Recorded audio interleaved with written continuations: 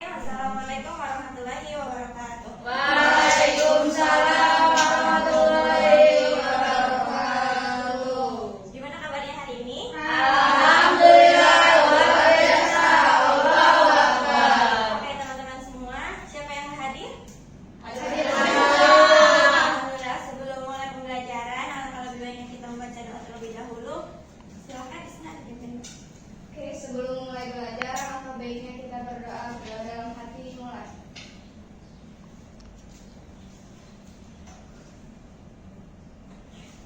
Doa selesai. Oke teman-teman, ada yang udah tahu pembelahan sel? Dan Nah, di sini kan kita materi sekarang itu mengenai pembelahan sel. Nah, kalian tahu gak sih kenapa rambut kita itu terus tumbuh padahal sudah dipotong? izin menjawab, Bu. Ya, sama. Karena proses pertumbuhan rambut itu terjadi di akar rambut. Ya benar, benar ya. Jadi karena rambut itu kan yang dipotong itu rambutnya bukan sel-selnya, sedangkan akar dari selnya itu akan terus bereplikasi dan akan terus memperpanjang si rambut tersebut. Oke, ada yang tahu nggak sih kenapa tubuh kita tuh terus meregenerasi sel gitu, terus memproduksi sel-sel baru? Ada yang tahu? Tahu, Bu. Kenapa? Karena menggantikan sel yang rusak atau mati. Iya betul. Silakan.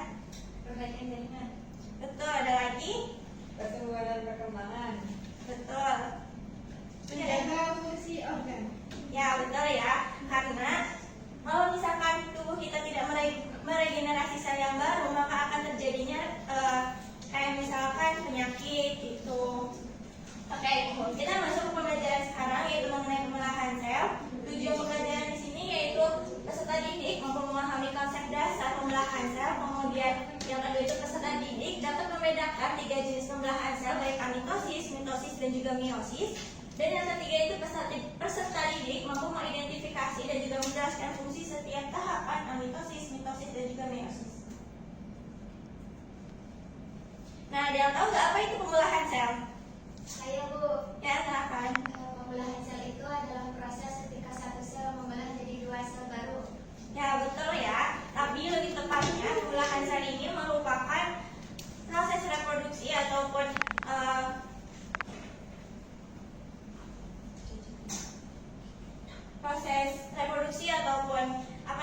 replikasian menjadi ada sel baru.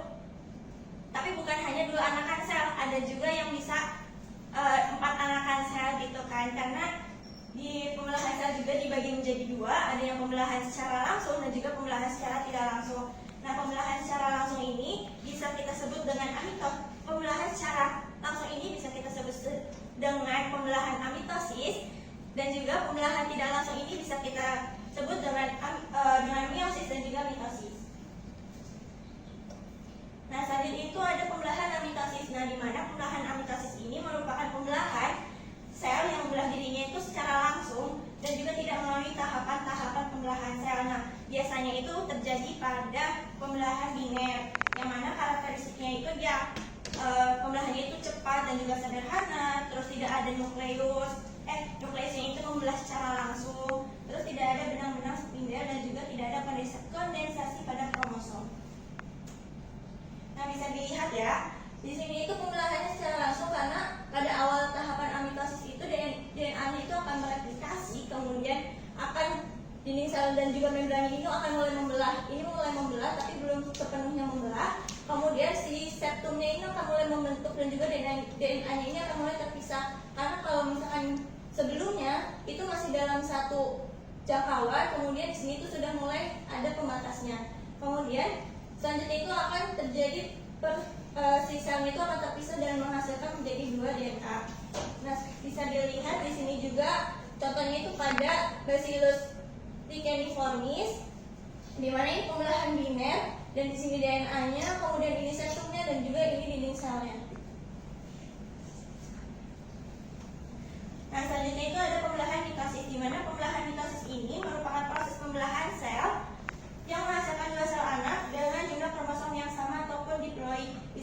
Biasa kita dengar kalau misalkan mitosis itu menghasilkan 2N.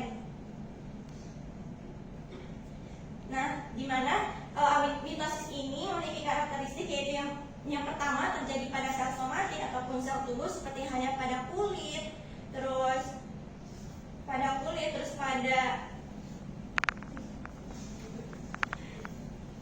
sepertinya kayak pada kulit, kemudian menghasilkan dua sel anak yang identik secara genetik dan juga mereplikasi DNA-nya itu terjadi sebelum pembelahan. Dan pastinya melibatkan pembentukan benang-benang spindle.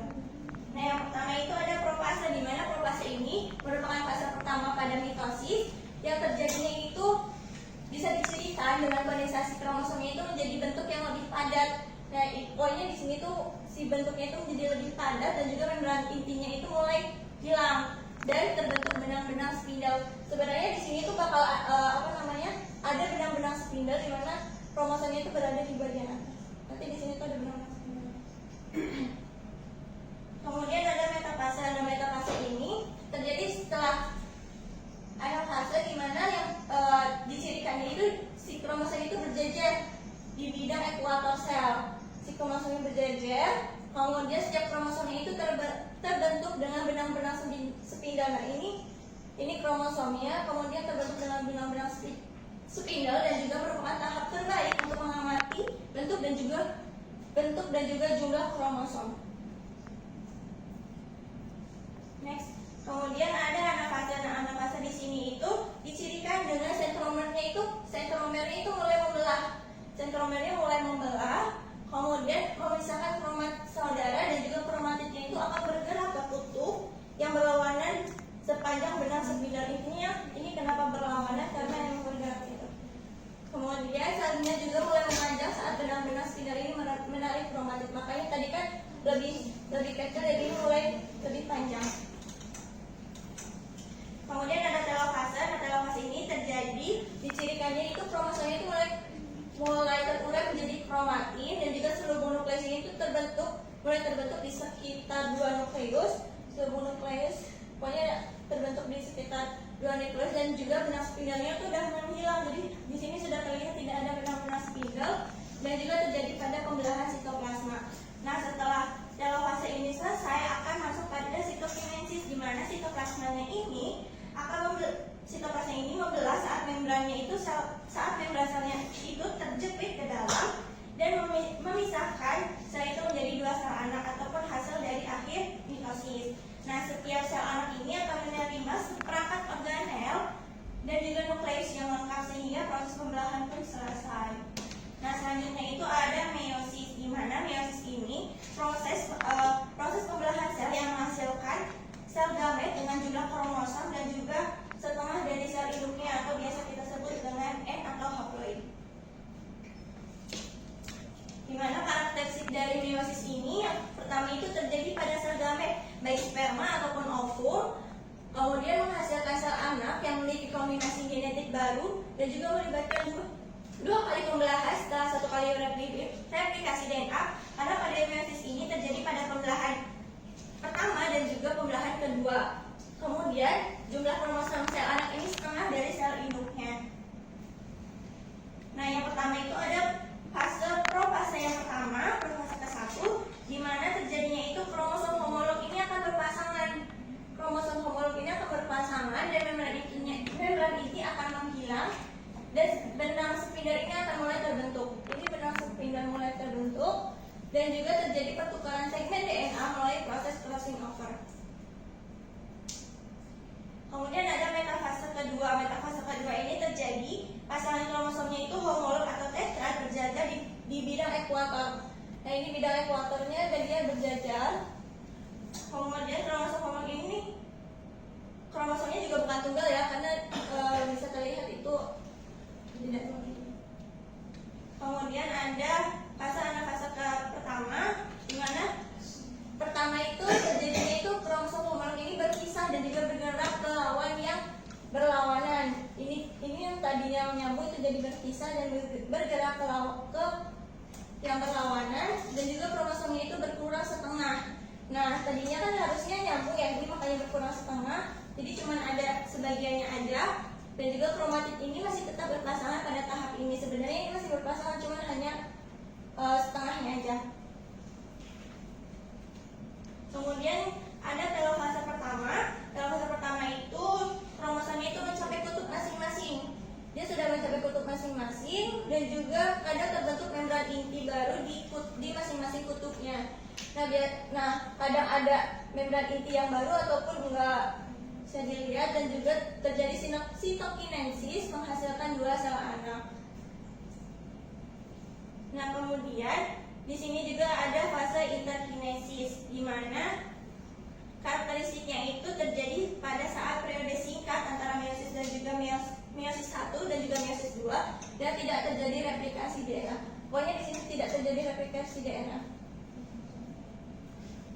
Nah, kemudian pada fase profase yang pada meiosis yang kedua itu tahapannya sama dengan meiosis yang pertama. Yang membedakannya itu hanya pada tahap telofase yang kedua, di mana telofase kedua ini akan menghasilkan sel anaknya itu menjadi 4. Karena kalau misalkan telofase yang pertama dia akan menghasilkan sel anak yang 2, dan kalau misalkan telofase yang kedua dia akan menghasilkan sel anak 4.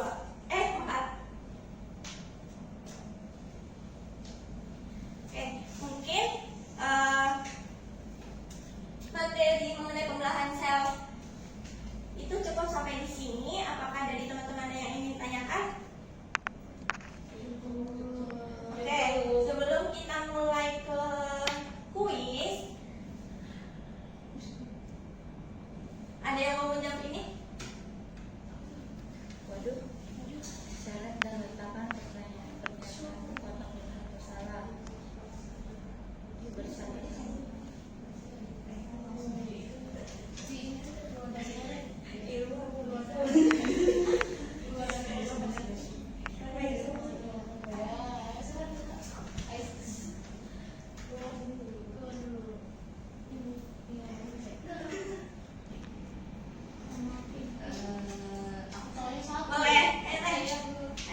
Tuh kan, kata gue nyalur ya.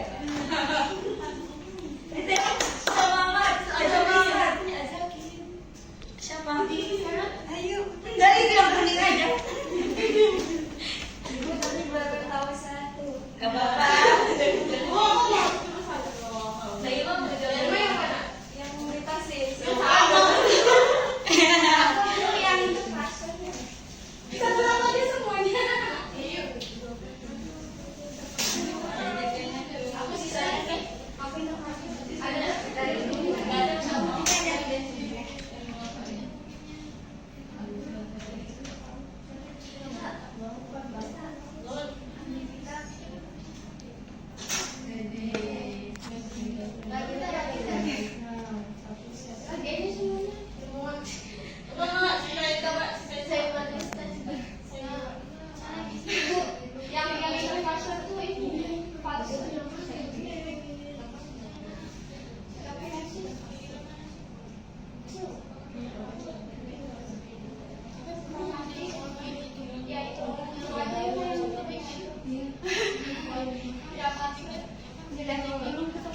Lagi yang mau menambahkan 2 lagi? Udah semuanya mana? Lagi ya?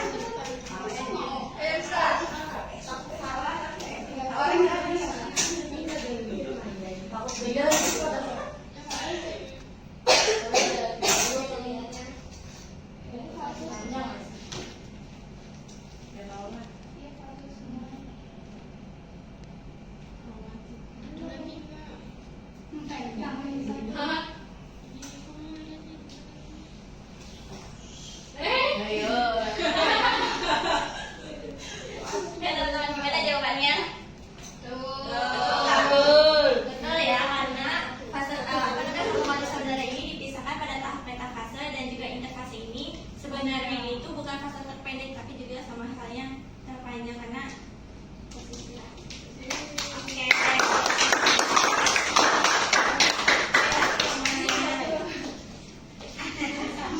Semangat selalu. Kemudian sebelum kita akhiri,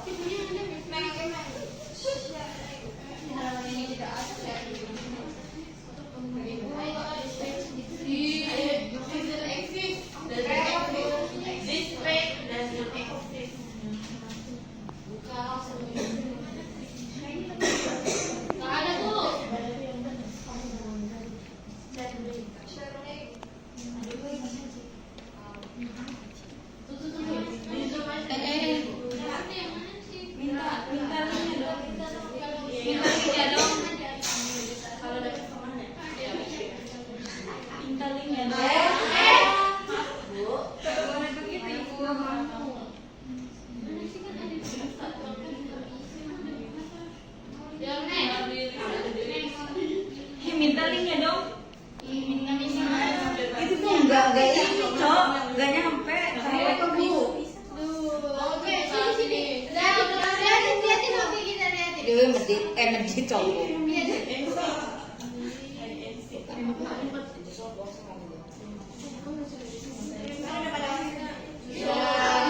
Belum, ibu. Jaluk sih has. Lempelingnya. Makasih semuanya. Jahat banget. Namanya sih namanya. Jadi tinggal sih kalau. Nggak tahu. Kok di aku belum? Nami dulu.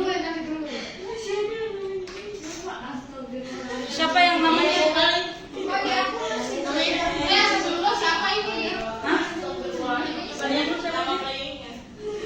Olive. Avatarnya yang mana ya? Yang lucu.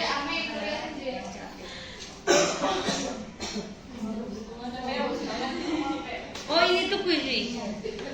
Ayo kak. Kak lagi. Ayo bu. Belum.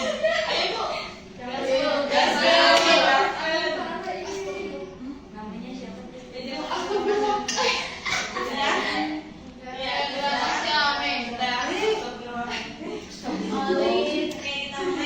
Astagfirullah.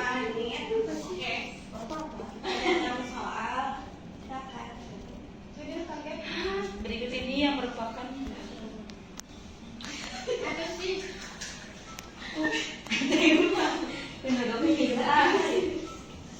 Oh gitu, Teh. iya mandala.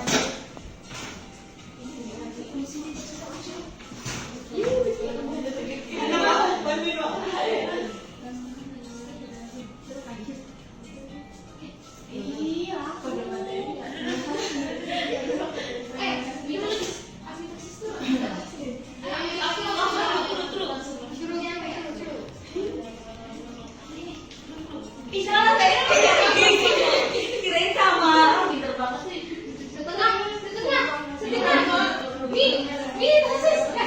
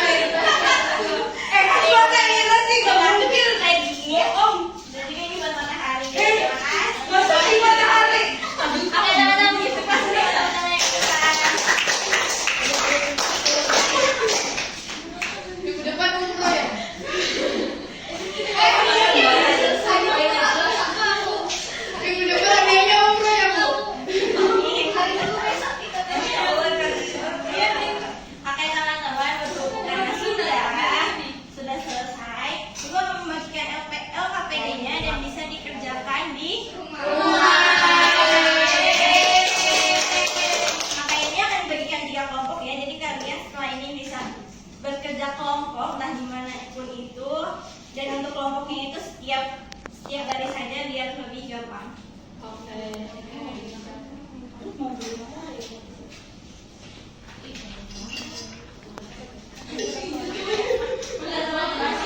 Untuk pengerjaannya itu, kelompok pertama akan fokus pada amitosis, kemudian kelompok kedua akan berfokus pada mitosis, dan juga kelompok ketiga akan berfokus pada meiosis. Nah, nanti tinggal diisi aja dan jawabannya bisa kalian share, karena di situ juga ada perbedaan ataupun tabel di mana ada mitosis, amitosis, mitosis dan juga meiosis. Jadi nanti kalau misalkan tiap kelompoknya sudah mengerjakan, nanti tinggal share jawaban ataupun kalian jawaban. Oke? Ibu ini di rumah. Iya. Ibu udah jalan, Bu. Mau dikerjain sekarang? Enggak, Ibu nggak tadi paham. Ngobrol aja, Bu. Enggak. Megeri provokator. Kalau misalkan kamu mau dikerjain sekarang juga boleh. Enggak, Ibu. Ngobrol aja, Bu. Makasih banyak kerjaan. Oke, karena pelajaran kita sudah selesai mengenai pembelahan sel. Apakah ada yang ingin tanyakan terlebih dahulu? Oke, apakah ada yang menyimpulkan mengenai pembelajaran kita kali ini? Iya, silakan Risa. Izin menyimpulkan nih. Jadi pada pembelajaran kita ini kita itu belajar mengenai pembelahan sel, di mana pembelahan sel itu merupakan proses replifikasi sel untuk membuat sel yang baru. Nah, dibagi menjadi dua, ada yang langsung Teman-teman yang belakang, nanti kalau misalkan tidak mendengarkan, silakan ulangi apa yang Risa ucapkan ya. dibagi dua, ada yang langsung dan tidak langsung. Nah, yang tidak langsung itu, yang langsung itu namanya mitosis, di mana biasanya itu terjadi pada bakteri atau hewan besar satu. Itu pembelahannya itu langsung, jadi langsung menegasi, terus langsung di sel itu akan jadi dua, membelah dan langsung menjadi sel baru. Nah, terus ada yang tidak langsung. Nah, yang tidak langsung itu ada meiosis sama mitosis. Nah, yang mitosis itu menghasilkan dua anakan sel yang memiliki genetik yang sama dengan induknya atau diploid. Nah, itu tuh contohnya pada sel somatik kayak di kulit. Terus prosesnya itu, fasenya itu ada 4, yaitu ada profase, metafase, anafase, sama telofase. Terus yang di meiosis itu menghasilkan anakan sel yang memiliki genetik setengah dari indukan atau haploid, di mana contohnya itu pada sel gamet seperti sperma dan ovum, terdiri dari dua fase. Fasenya itu hampir sama dengan fase mitosis, tapi ada dua fase gitu. Oke. Cukup? Cukup. Ibu ingin menanya satu anak karena tadi sebelum kita akhiri, karena tadi dia berbicara saat Risa menjelaskan dan Risa menyimpulkan. Coba Febi, Ibu. Coba Febi, pembelahan sel itu ada berapa Febi? Pembelahan sel itu ada berapa? Dua. Oke, ada apa aja? Ada pembelahan apa? Mitosis sama meiosis. Emang iya? Bagaimana? Jadi pembelahan itu ada berapa? Ada dua? Apa? Ada dua.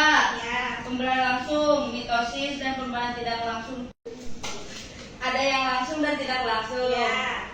Nah, terus di pembelahan Kalau yang langsungnya mitosis, pembelahan tidak langsung.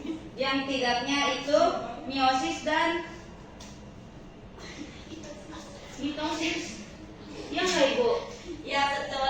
Nanti kalau misalkan ada teman kamu yang menjelaskan, kalau dijelaskan ya, Iya, dia Ibu. sama-sama pahamnya. Iya Ibu, maaf. Iya.